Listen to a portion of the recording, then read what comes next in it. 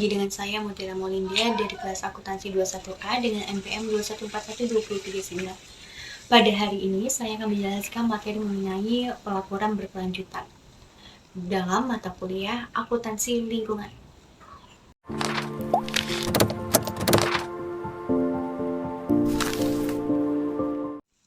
Pelaporan berkelanjutan.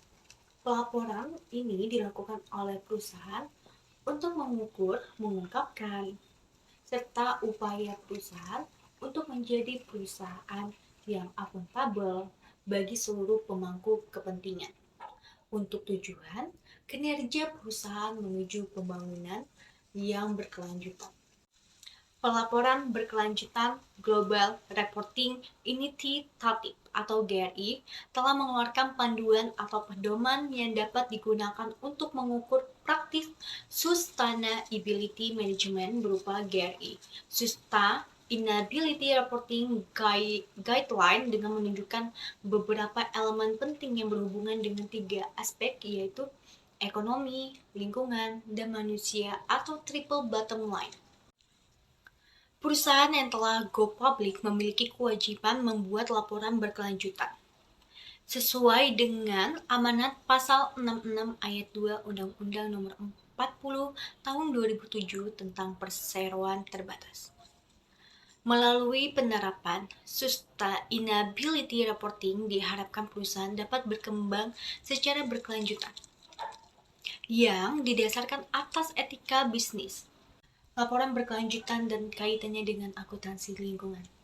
Akuntansi lingkungan dapat didefinisikan sebagai proses pengidentifikasian, pengukuran, dan pengalokasian biaya-biaya lingkungan hidup dan pengintegrasian biaya-biaya ke dalam pengambilan keputusan usaha serta mengkomunikasikan hasilnya kepada para stakeholder perusahaan.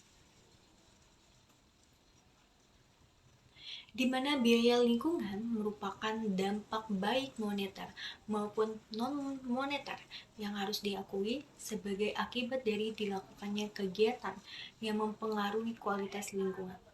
Pada akuntansi lingkungan, terdapat perhitungan atas polusi, baik air, tanah, dan udara, pengelolaan sampah, limbah, dan lain-lainnya yang secara langsung ataupun tidak dapat terkena akibat dari kegiatan usaha yang dilakukan oleh perusahaan atau organisasi.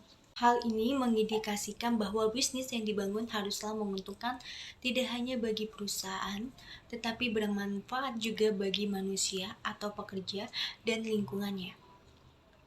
Pandangan ini didasarkan pada konsep sustainable development, yaitu konsep pembangunan di mana untuk memenuhi kebutuhan hidup manusia sekarang tidak boleh mengganggu kemampuan generasi yang akan datang dalam memenuhi kebutuhan hidup mereka di masa yang akan datang.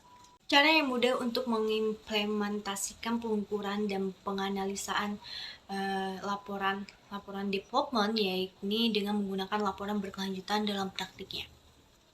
Di mana laporan berkelanjutan dapat menginformasikan segala bentuk kegiatan perusahaan melalui pos-pos pembiayaan perusahaan guna lingkungan sosialnya yang tentunya berbeda seperti pengungkapan pada laporan keuangan. Penyajian laporan keuangan.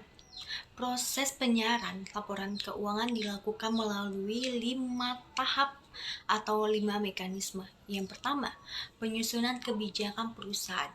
Dalam hal ini, perusahaan membuat kebijakan yang berkaitan dengan laporan development, kemudian mempublikasikan kebijakan tersebut beserta dampaknya. Yang kedua, tekanan pada rantai pemasok atau supply chain. Harapan masyarakat pada perusahaan untuk memberikan produk dan jasa yang ramah lingkungan. Dan juga memberikan tekanan pada perusahaan untuk menetapkan standar kinerja dan sustainability reporting kepada para pemasok dan mata rantainya. Lalu yang ketiga, keterlibatan stakeholder. Yang keempat, voluntary code. Dalam mekanisme ini, masyarakat meminta perusahaan untuk mengembangkan aspek-aspek kinerja sustainability dan meminta perusahaan untuk membuat laporan pelaksanaan sustainability, apabila perusahaan belum melaksanakan, maka perusahaan harus memberikan penjelasan. Yang kelima yaitu ada mekanisme lain. Maksudnya di sini adalah rating dan benchmarking pajak dan subsidi izin-izin yang dapat diperdagangkan serta kewajiban dan larangannya. Sustainability report dapat diterbitkan secara terpisah maupun terintegrasi dalam laporan tahunan atau annual report.